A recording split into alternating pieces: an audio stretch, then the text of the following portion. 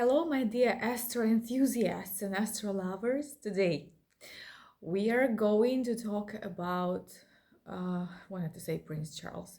He has been a prince for so long that it kind of rolls off your tongue to say Prince Charles, but no, King Charles III. Um, just as I wanted to move on to away from the British royal family and talk about Slapgate, my favorite, well, one of my favorite actors, Will Smith, and what is happening. Uh, but there's coronation, and I basically have no choice. So, King Charles, it is. What does astrology tell us about him in general and about his life? Um, First of all, I have to say that his chart, his astrological chart, birth chart, strikes me as extremely balanced and full of resources and opportunities. He has not one, but two configurations that are describing how much support he's getting from above. I mean, whatever it is you're believing from the universe. And also, what is very interesting is that he is a very unusual man. Like he has his moon and sun, which are two planets. Okay, we call them in astrology planets because just for the convenience of it, that are the most important ones in the description of our personality, that are essentially in signs that are opposite one another. It means that it is like kind of a conflict, an internal conflict, that his comfort, his safety feeling calls for one thing, which is stability, which is accumulation of resources, which is for the things to stay the same, basically. And his son, his ego, his the way that he presents himself to the public, his let's say his mind, the clarity in his mind, his creativity, let's say his need to create. This is our sun, and it calls for basically transformation, and not just transformation, but deep transformation. Yeah, you guessed it right. He's a Scorpio. Okay, so let's see. First of all, let's talk about the elements in his chart and the crosses. That the elements, he lacks nothing. It is incredibly balanced. He has everything. He has water, air, fire, earth, everything is perfectly balanced for him. So what does that mean? There is no like a black hole that is pushing him to find the missing piece, let's say, of him in other people or in places. No, the man is very balanced in terms of emotions, in terms of showing or feeling initiative, the push of initiative, in terms of his mindfulness, in terms of how stable he is. The man is very balanced. Besides, in terms of crosses, I can say the same. He's predominantly fixed and mutable, which is great. Fixed means that he has this power to go through with what he wants to the end. Okay, and mutable means that he can be flexible, but he's not a pushover. Okay, if for sure that he can be flexible at some things, but if there is something that he decides and that he stands firmly on, then you cannot move this guy either. So he's quite stable, permanent, and he can also, I apologize, I'm going to pause for a second. Yeah, sorry about that. We are all in the house a little bit under the weather. Anyway, so quite stable, like I was saying. He can take something, like take the ball and run with it for a very, very, very long time until he gets to the point. Um, okay, so what's next? The configuration that I mentioned before, that his chart is very resourceful. It means that he has a lot of potential. Um, there are two configurations that are extremely positive. One is like the configuration, the big trine, which is the basically the configuration of great luck. It means like a triangle that that is a shape that energy flows between the planets, between the houses, and that basically describes the situation when things just happen for a person. Yeah, what kind of things we will discuss right now. And also another configuration that he has is a configuration that shows that he has a great talent. And for me, to be honest with you, it was a great surprise. I don't know, maybe I didn't dig deeply, like I didn't dig deep in terms of research, making a research on King Charles. I honestly did not. So if there is someone who did, who is an expert, a royal expert, you can tell me about his talent. But I can see in his chart a very, like, a huge artistic talent, which we are going to talk about later too. So let's begin with the big trine. Big trine. Uh, the most aspected point on his chart is his moon.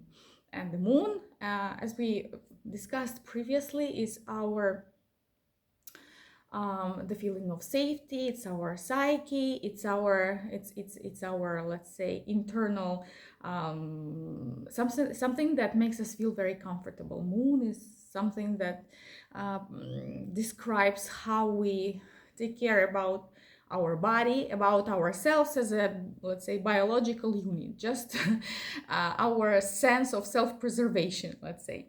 So extremely important planet, even though it doesn't show as much on the outside as the sun, for example. Yeah.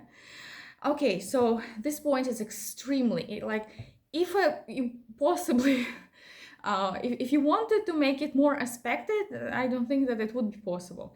Moon, besides anything else, also describes our mother, and not and it doesn't describe our mother as a person that exists in reality, because our mother is a separate person who has her own chart, right? But it describes our mother the way we see it, the kind of imprint that she left on our psyche, on us, basically. So for him, his mother is extremely important. It's the place where everything comes together, basically. First of all, it is in this moon. It is placed in the 10th house, the house of the social status. It means that my social status, like my mother, is something extremely important for my social status. I am known, yeah, amongst other people. My status is due to my mom, which makes perfect sense. Besides, the moon, this moon is located not just on its own, it is located on a north node, which means that this is the node that describes our direction in life, where we should go, right? According to, let's say, karmic astrology, I don't dive too deeply into the karmic astrology, but it is definitely an important point to look at in any chart. So especially if the nodes are joined, have a conjunction with some planets, like in this case we see. So for him, mother was extremely important and the source of many benefits, great things that were coming his way. It shows the great support, not only from his mother, but in general from the women. Also, it shows this kind of placement shows that he is very popular amongst the female spectators, let's call it that way, spectators. audience. Yeah, that's the word. Sorry, I lost it for a second. Amongst the female audience, he gets support from them. Two women. Most probably, he seems like he's like someone who they know, someone you can trust, to like someone from the family. Yeah, because the moon, it's a sign of, like, it's a ruler of sign of Cancer, kind of gives people this aura that they are someone to rely on, someone from the family, someone trustworthy. um, Also, the moon, in his case, it is important to mention that in Charles's case, moon is the ruler of the 12th house, and 12th house is the house of something that we do not realize, something that uh, is like exists in our subconscious. We cannot exactly put a finger on it in our own self. Yeah, and also it's a house of secrets. So the ruler of the house of secrets in the house of social status. Maybe it's not the best placement, but it is what it is. Maybe that is one of the things, that one of the placements in his chart that explain this scandalous connected with a woman. um, Sorry, moon. Moon is a woman, description of a woman. The scandals, the secrets that were coming out in connection with the women, and of course they were known by everyone around. But anyway, okay, it is what it is. Also, it somehow explains that, it describes, not explains, but describes the situation with him being in the shadow all of his life, basically the majority of his life, for sure. 70 something, how old he is, being in the shade, yeah, of his mother, existing kind of under the umbrella of her, of hers. So okay, so this point is one of the points of the big trine, of this triangle that I mentioned before, where the energy just flows. Okay, so another point is in his second house, in the house of income, and it is Saturn, that has a trine, which is a positive aspect, with this very same moon that we previously discussed. Normally, Saturn in the second house wouldn't be necessarily a good thing, because Saturn is a planet that reduces, crystallizes things, and decreases them, let's say. So it kind of puts obstacles to me getting income. But in this case, Saturn is quite good. So when Saturn is like, it's better to have Saturn kind, let's say, in a sign that it is more comfortable. Then it has, like, this planet has the opportunity to show its better qualities, which is becoming more disciplined, becoming more structured, giving structure to the person. So in his case, the ruler of the second house is still the sun, because it's in Leo, just like his ascendant.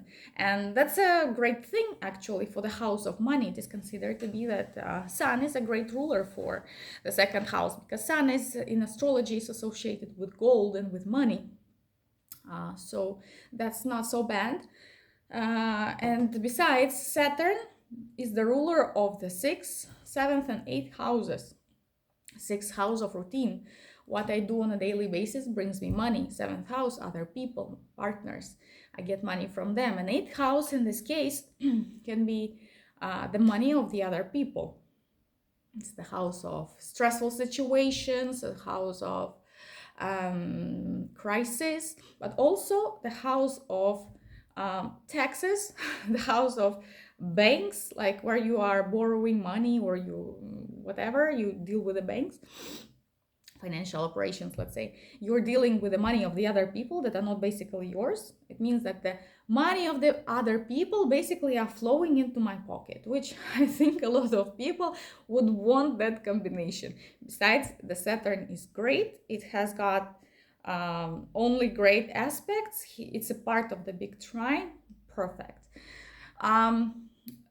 besides all on top all of that, it gives like a structure, like to, because it is an aspect with the moon is extremely important. It gives it gives to King Charles this kind of helps him make an impression and makes him the kind of person that is serious, that is reliable, that finishes what he started, that he is like thinks about things, he's patient. He is thoughtful. When I said things about things, I meant that he's thoughtful, that he's like he goes to his goals. Basically, he has the goals. He's able to achieve them.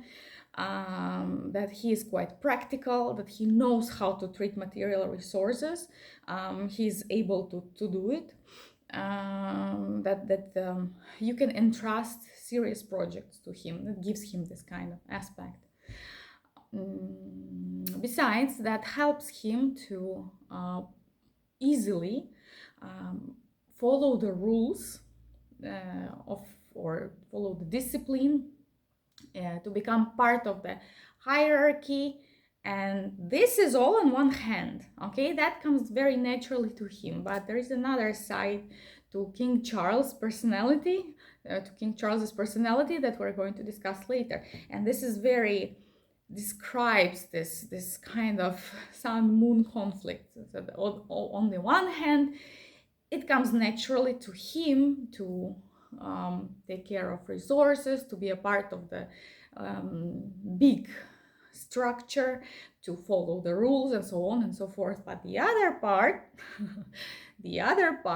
wants rebellion, wants change, wants to transform everything, wants to make a difference and change all of the, let's say, unjustful things in the world, helping people. That is another thing that we are going to talk later. So the third part of this big trine is Jupiter, and that's absolutely great. But very important to say that this big trine includes one personal planet, which is Moon, and two social planets, which are Saturn and Jupiter, which tells us that for him, for the comfort of his soul, it is extremely important to be a part of the social processes. And in his case, both planets are positioned in signs where they are adequate. So his understanding of the social processes, of the things that happen around him with the public, let's say the politics and the international relations, let's say, doesn't matter in society in general, with the education, with the culture and things like this. His notions, his understanding is very adequate, let's say, yeah. And like I said, he has this, moreover, because it's Moon, it is not something that I have to think about it. No, he feels this situation very well, okay, because Moon is something that we feel before we know it. The Sun is about realization, about the clarity, about something that we have to analyze, let's say. Moon is more about feeling things, like, oh, this is good, oh, that's bad, oh, that's dangerous, oh, that's safe, okay? So he feels these processes very well. He feels this field. And besides, going a little bit forward, because he has he's Scorpio, basically, by the Sun, and the Mercury is in Scorpio, that we are going to talk about a bit later. He feels even better all of this process, not only with his intuition, but also with his mind, okay?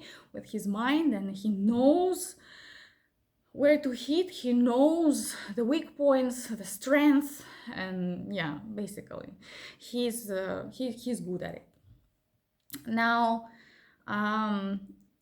trine, the Moon trine in Jupiter. What does it tell us about him? That he likes to study, that he's very curious, that he likes finding out things about different cultures, even about different religions, about different countries. He likes to broaden his horizons as much as he can.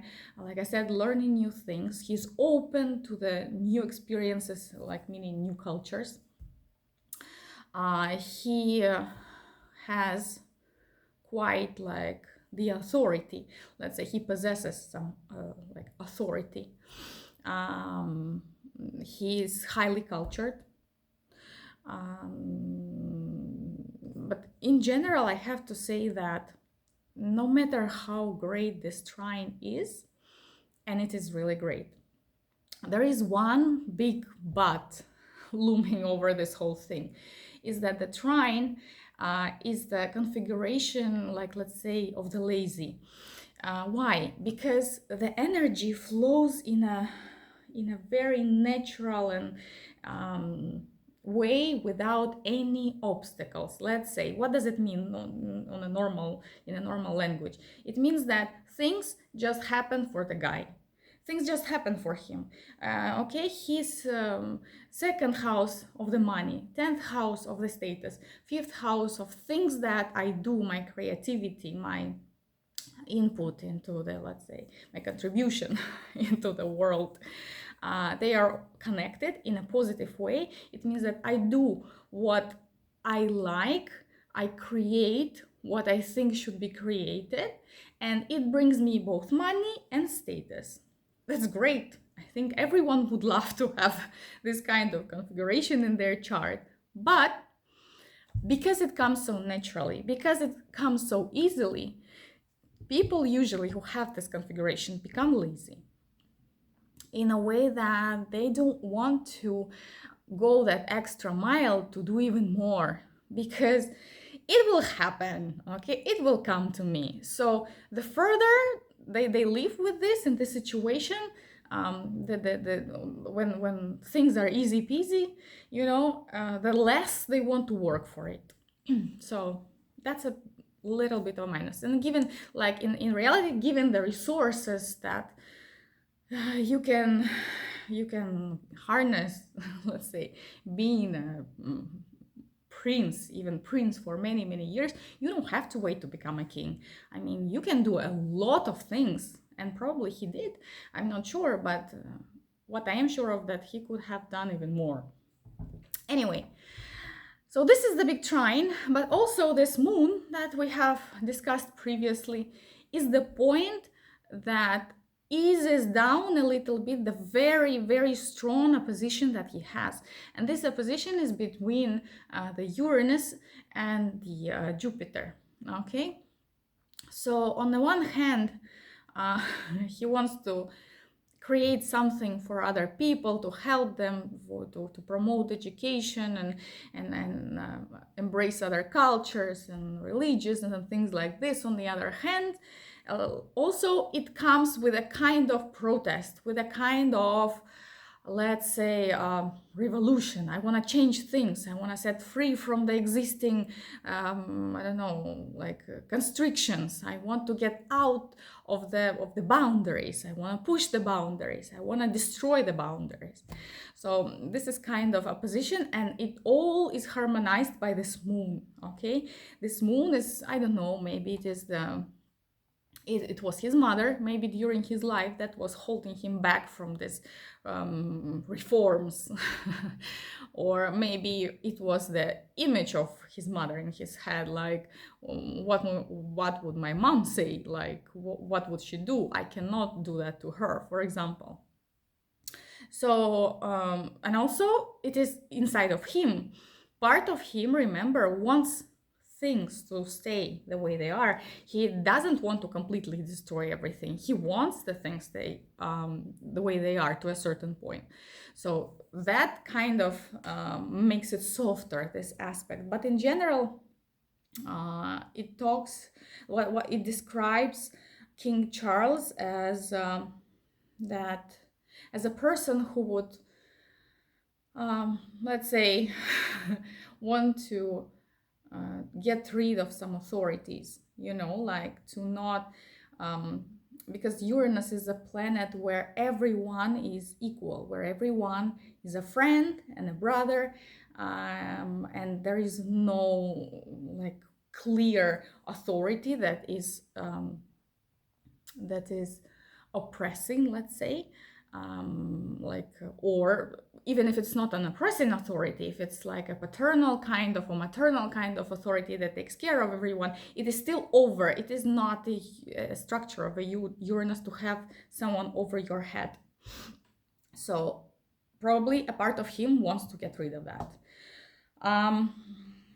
Let's see. Anyway, okay. What else are we going to talk about? Let's talk about something extremely important, and it is the also this point is opposed.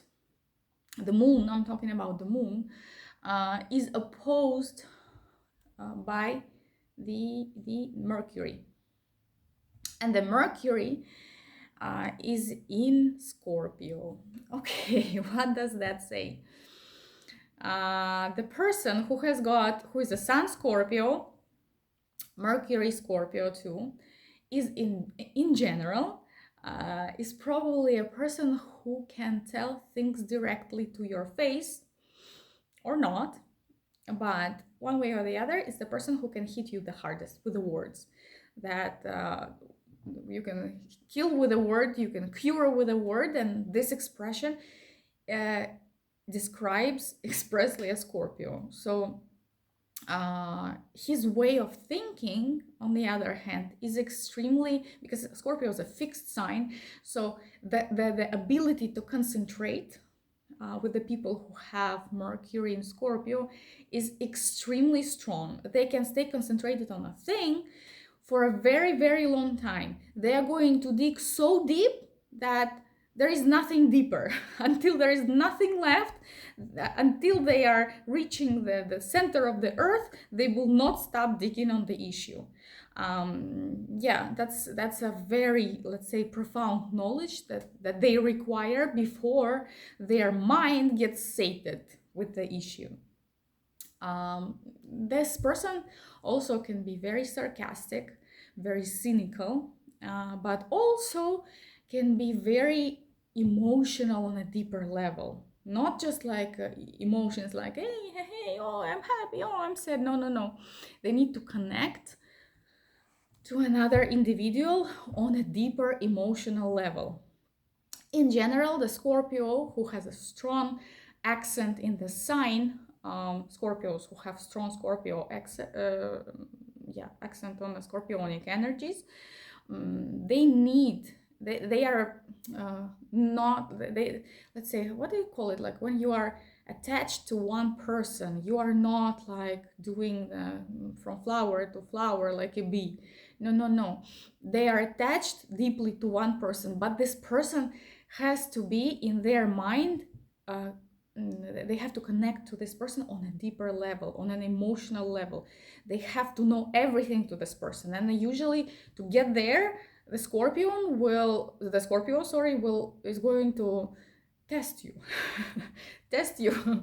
And the tests are most probably going to be painful, like how you're going to react to this. Are you going to still be loyal to me if I do this? And if I say this, will you still love me? And if you go all of these trials and tribulations, at the end, you will get a prize that is a Scorpion's heart. And then he will be with you no matter what. He or she, doesn't matter. I said Scorpio because in mine, in my mind, it's a word of a male gender. Or she. It's a fixed sign. They are going to love you forever. So they are not, especially in terms of love and like attachment, they are very deep people. They are not like traveling from one person to another. I don't care. Today this, tomorrow that. No.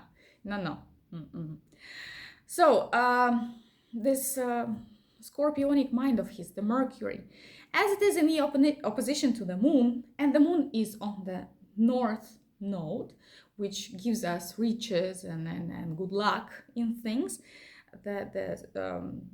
our Scorpionic Mercury is on the south node, which is the opposite. It means the losses. It means, in general, it signifies the experience that we have accumulated in the previous lives.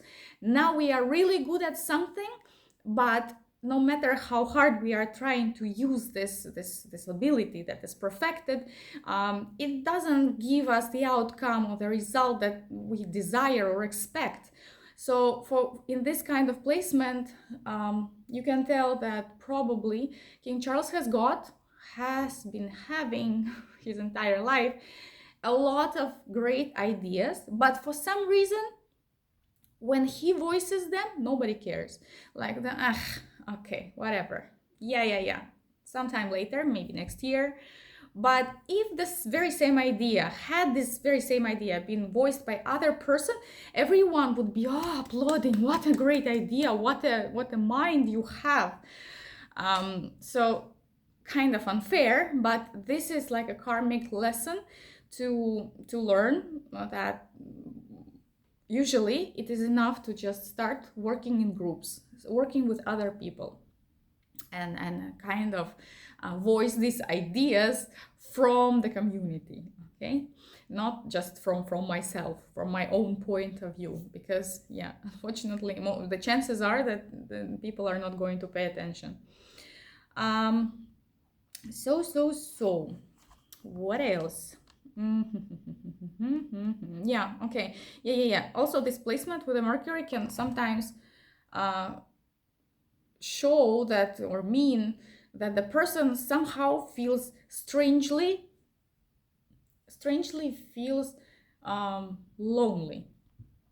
The people that are around him, he chooses very carefully, but even so, he's not surrounded by a lot of people that he's connected with, and he on the inside can feel a bit lonely, even though he can, if should he want to, he can talk to people, and people will be thrilled by him and they will be around him, but that's kind of not that he wants. But inside it gives sometimes a kind of a feeling of loneliness. It's kind of like they say, lonely at the top. Yeah, okay, so his sun is very interesting. I have to tell you that his sun is conjunct the Chiron. Let me check how it is spelled. I'm not making a mistake. I'm not. It is Chiron. I'm talking about mistake in pronunciation, because it is the Russian language that I was primarily studying astrology in and been using it so far. So, okay, anyway, doesn't matter. So, Chiron. His sun is conjunct Chiron. What does it mean? Chiron is kind of a creature or that is combining things that are not like that are weird to be together. Yeah, you know who Chiron is, right? It's man. What is the name that in English, like the half horse, half a human being? What is the name? Anyway, I'm not gonna crack my mind right now. It will come back to me.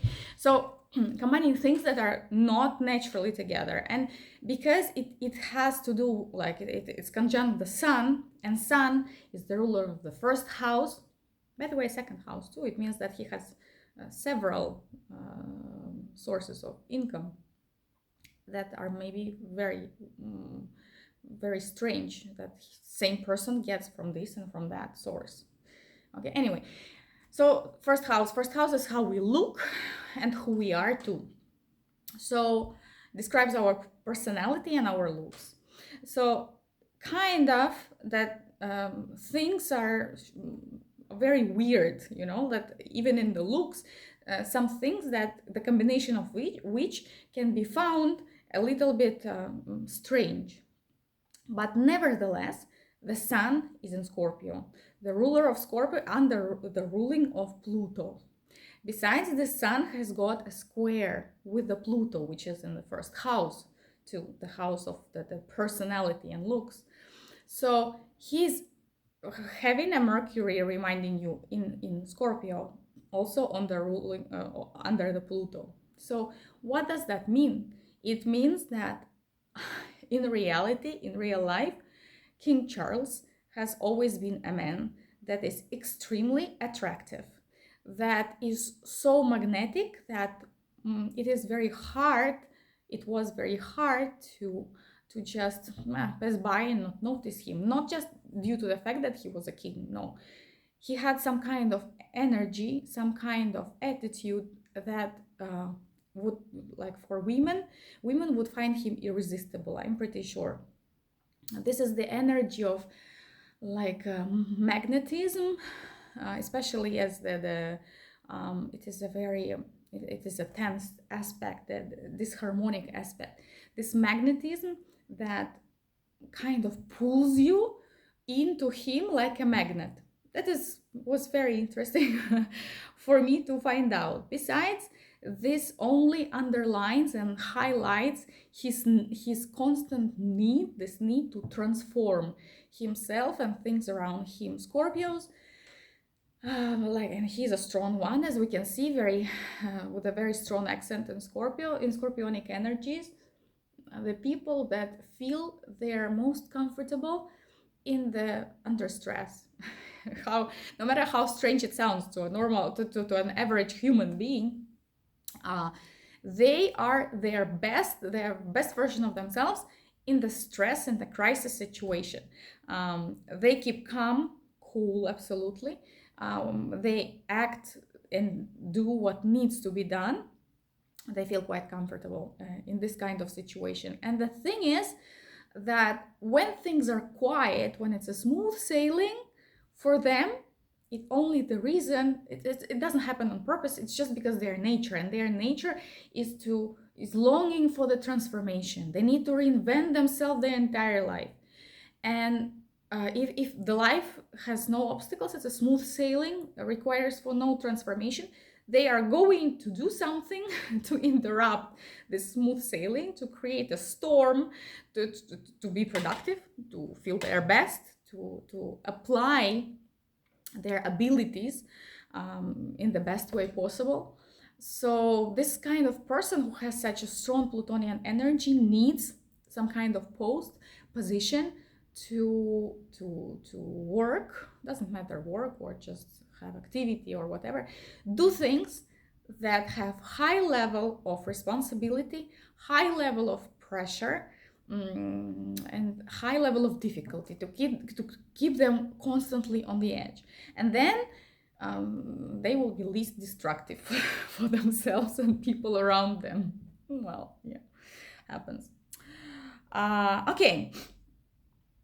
Because this kind of the Plutonian energies are extremely powerful. That's a lot of energy, and you need to stream it, to channel it, to in order for it not to destroy you from the inside. This is the thing with the Scorpions. That is why a lot of Scorpios are eating themselves from the inside, because they are not channeling this energy on the outside. You have to, otherwise you are going to explode.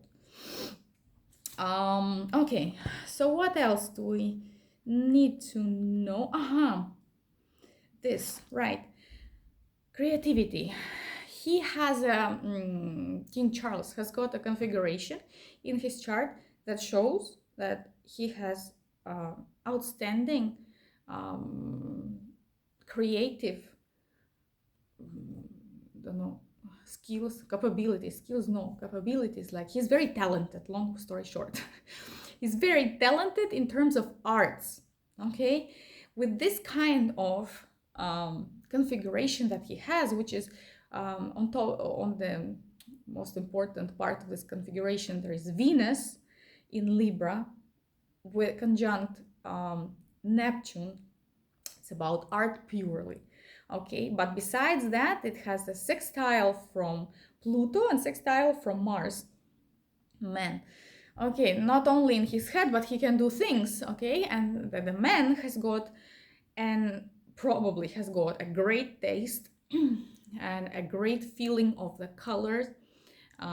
He could be, you name it, a painter, musician, I don't know, artist, actor, photographer, you name it. Whatever he did, I don't know, honestly. Maybe he has this kind of hobby. Who is an expert and who's a royal family expert? You can let me know down in the comments down below. Maybe Maybe he is doing all of these things as a hobby. I don't know. But for me, it is obvious that he's extremely talented in that regard. The only thing that it gives, that it describes a little bit on the so-so part, wouldn't even say negative. It's just because Venus is describing the romantic image of a woman, the image like the woman with a romantic relationship. Yeah, the woman that is female that we find attractive, not we men in a male chart, yeah, that he finds attractive. So for him, it is a woman that is very proper, beautiful, well taken care of, well mannered, is always appropriate in the society, knows what to say, how to talk to different people, and so on and so forth.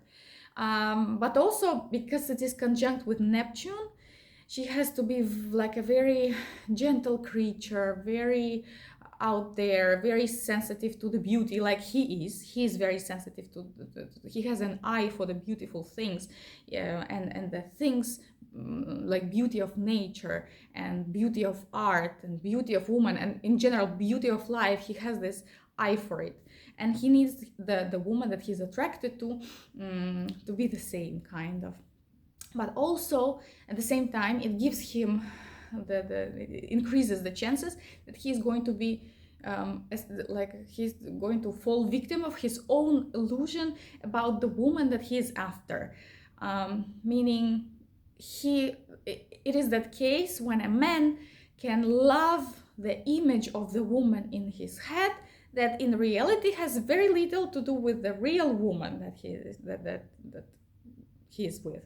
Okay, so illusions go hand in hand with a disappointment. So this is kind of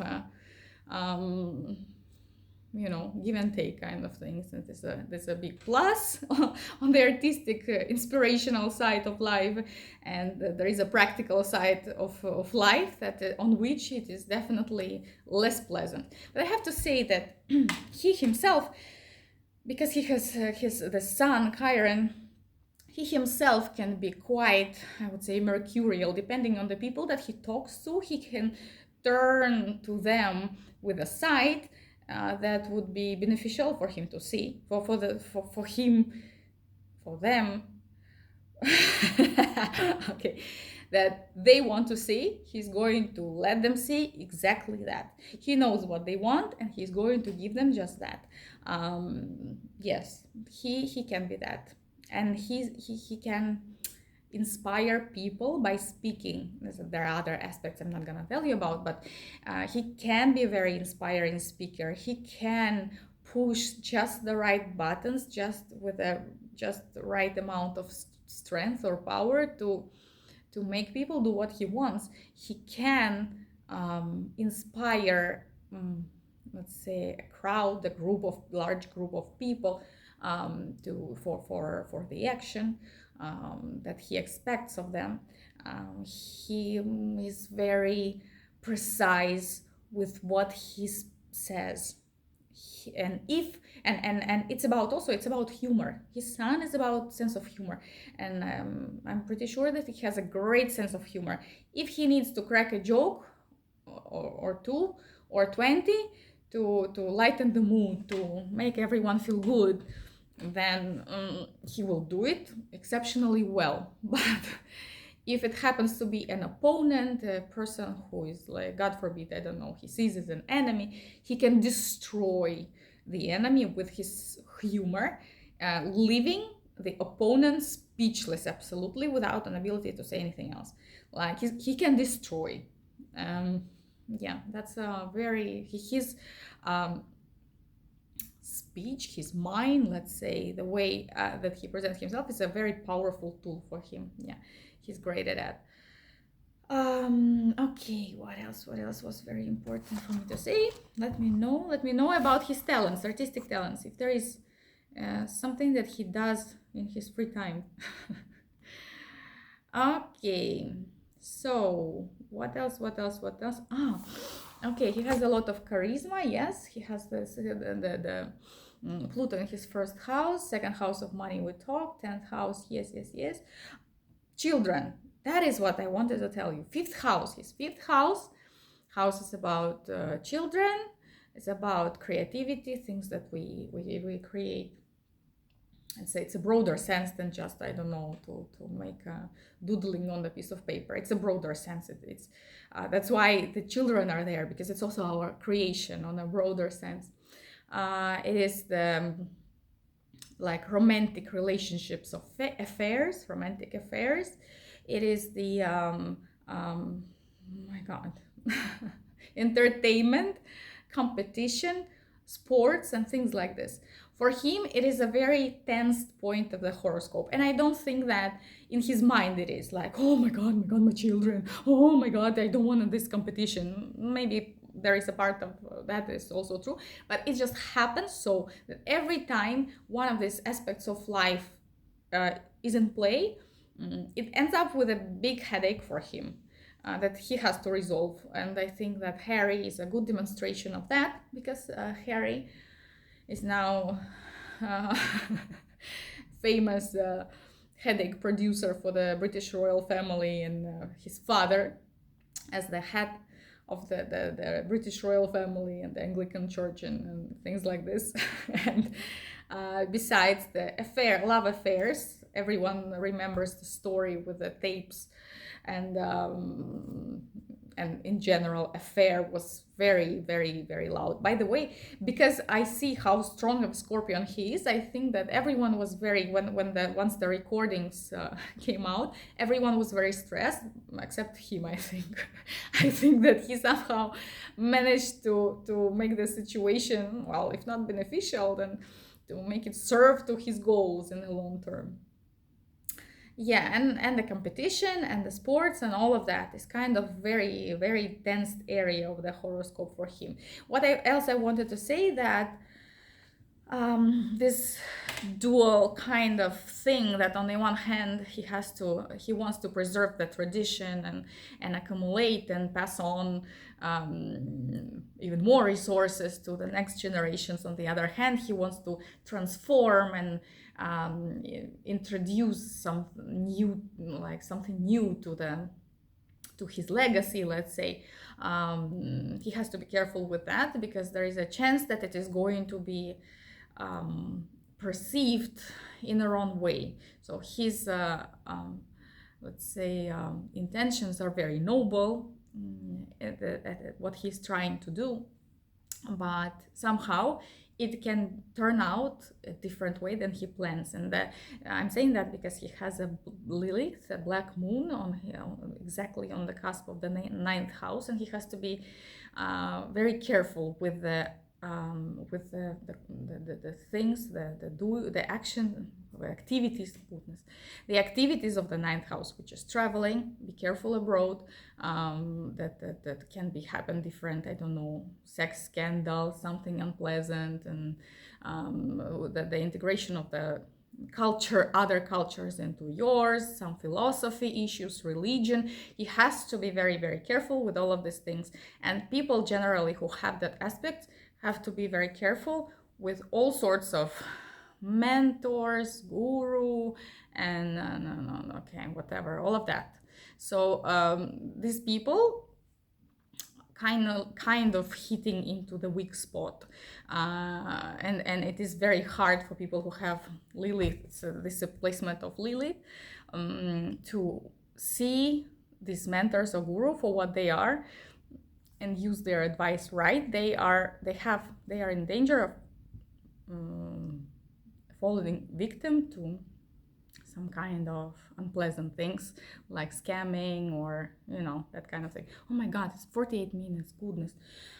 Okay, I'm gonna finish stop here, because I can go forever.